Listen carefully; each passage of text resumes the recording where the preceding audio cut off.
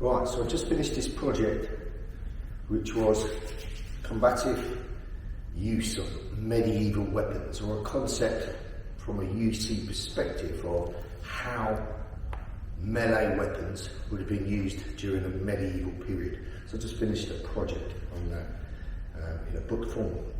I want to talk about one of the concepts that I gathered through my study, if you like, and also through logical thinking and application of combative principles to any type of warfare. So the idea is the shield followed by the strike. So the concept is mostly explained within Zulu warriors. The Zulu warriors used to have a spear and a shield, or an African war club and a shield, and one of their primary tactics was to drive the shield into the face as they chambered a weapon and then follow with the strike from the rear. So this concept of shield weapon has application to everything, including unarmed. So as an idea, first of all, if I was working off this non-violent posture and some subject was in front and encroached suddenly, closest tool to the nearest target would be this hand in his face as I chambered this shot. It's like a stop hit that would stop him on the way in and pull his motion to follow. So if I just threw this shot, you would see it. If I put this in your face and chamber, this does several things. This puts the subject back on his heels, which changes his body language and physiology from immediately predatory and aggressive coming forward to one of passive and reacting to what you're doing to him. So there's a role reversal from predator to prey. And it obscures vision. If it's hard enough, it can have the application of impact as well. What it also does is chamber this shot, which can follow. So in the case of shield in the face, hammer strike down. Shield in the face, hammer strike down. This would be the basic physical application that could be applied to melee weapons. Right, so you could learn this for the purpose of academic research. You could learn it for historical interest, or you could learn it because it might become a skill that you might need one day. Enough said. So let's show application to weapons, right? So the Zulu African tribes were surely warriors, and they would use this shield followed by the spear.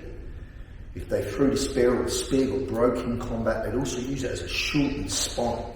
So shield and a spike, shield and a war club. Pierce through or smash to pieces after obscurement. The concept of lead with speed, devour with power, first mentioned by Carl Sestari, applies here. So fast linear shot, boom, right into the face, followed by the shot.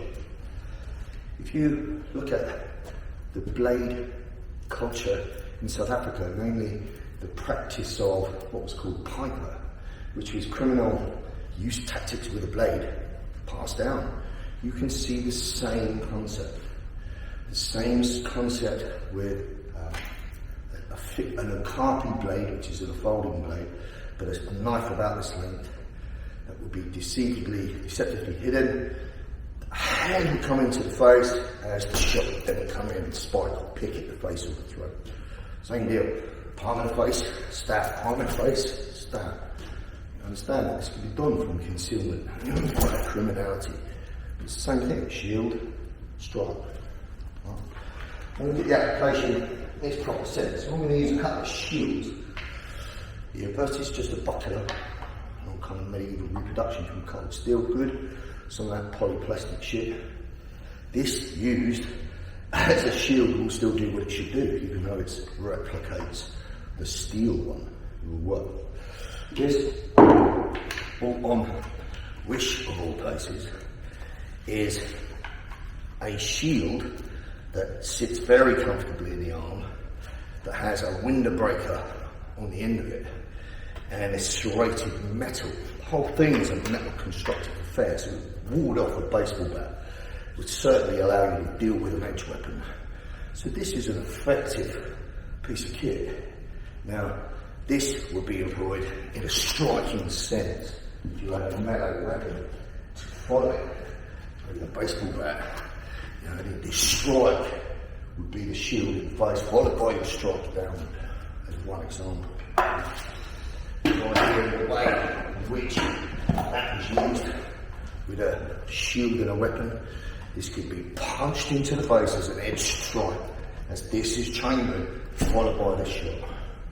Strike, followed by the shot. It could also be used in this way to obscure vision, using what's called the boss, the shield, followed by the strike. Strike, strike. And then, doesn't matter what it is, whether it's an axe, strike, boom, strike, boom. Take this concept of this use of melee weapons to apply to a kosh. You know, if I've got this in your hand, boom, hit with a shot. You can apply, as I said, just to your hands. Palm and boom, just like you do a shot. Palm and boom. Whatever else. But this hand in the face, obscuring and putting the subject on the back feet, is your shield. That's the tactic of the shield. Followed by the melee strike.